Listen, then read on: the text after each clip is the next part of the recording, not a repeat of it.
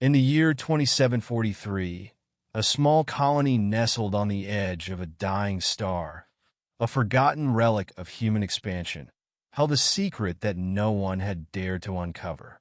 The colony, isolated from the rest of humanity, was home to few but hardy souls, miners, engineers, and caretakers.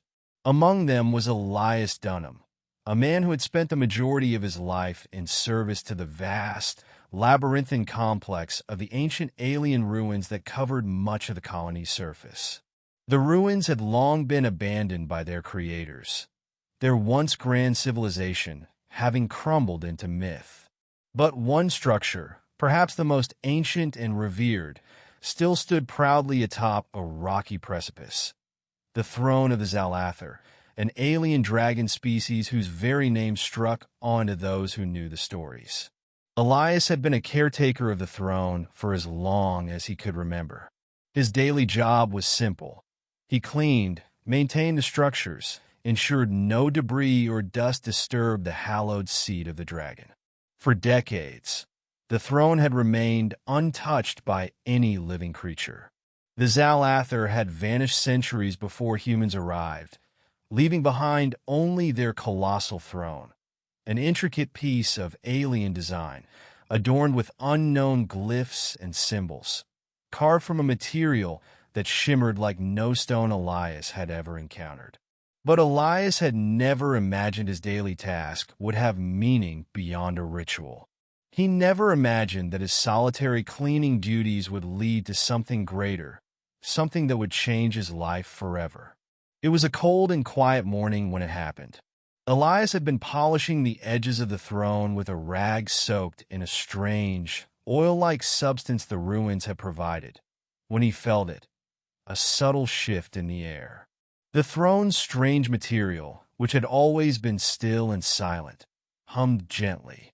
For the first time in nearly 2 centuries, the throne seemed alive. Elias stood frozen, his heart racing. He had never encountered anything like this in all his years. The hum became a low, resonant vibration that traveled through his bones, unsettling and almost familiar. He stepped closer, wiping the rag on his worn gloves. Could it be the remnants of the Xal'athar, some ancient mechanism or artifact that had finally awakened? And then he heard it, a low, rumbling voice, deep and resonant, as though it were coming from the very depths of space itself. It spoke in a tongue no human could understand, but somehow Elias understood the intent, the meaning behind the words. It was a warning, a message from the past. Cleanse the throne, or the wrath shall rise. Elias' mind raced. Wrath? The throne? He had heard tales of the Xal'athar, ancient dragons that wielded power over the cosmos, their fire capable of incinerating entire planets. But those were stories, myths that the elders of the colony used to tell their children to keep them in line. What could this all mean? Elias backed away slowly, his mind swirling with confusion. The hum of the throne deepened, and a soft light began to emanate from its surface, flickering like the first glimmer of stars at the beginning of the universe. Before Elias could make sense of the situation, a figure materialized before him, a being like no human, no alien he had ever seen. The creature was tall, covered in shimmering silver scales that reflected the light of distant stars.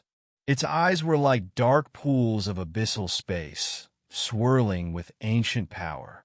It was the Xal'athar, not in physical form, but as a manifestation of its essence, its soul. You have awakened me. The creature's voice resonated again, this time in perfect human speech. For 197 years, I have slumbered, waiting for the right time. You have cleaned the throne, human. You have proved your worth. Elias stepped back, the weight of the moment crushing him. Who are you? What do you want from me? The Xal'athar's gaze seemed to pierce through his very soul. I am the last one. My kind perished long ago, but the throne you tend to is the key to my rebirth. You, Elias Dunham, are the one chosen to restore my body and my power. Elias' mind spun. He had merely been a caretaker, a janitor of ancient things. Now, he was being told he was the key to an alien resurrection? It didn't make sense. But why me? Elias asked, his voice shaking. I'm just a caretaker. I don't have any power. You do not understand, the Xal'athar said, its voice growing more powerful. The throne is no ordinary seat. It is a prison and a sanctuary. You human have touched it more times than any other. The throne has been waiting for someone to clean it, to release me. I chose you because you treated the throne with reverence, with care. And so, I will reward you. The light around the throne intensified. The ground beneath Elias trembled, and he felt a surge of energy unlike anything he had ever known.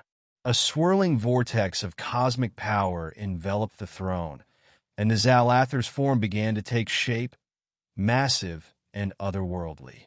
Elias's heart hammered in his chest as he watched the dragon's form take shape. The creature's body was like a constellation brought to life, its limbs long and graceful, with wings that seemed to span galaxies. Its scales were made of a material that shimmered like the light of 1,000 suns.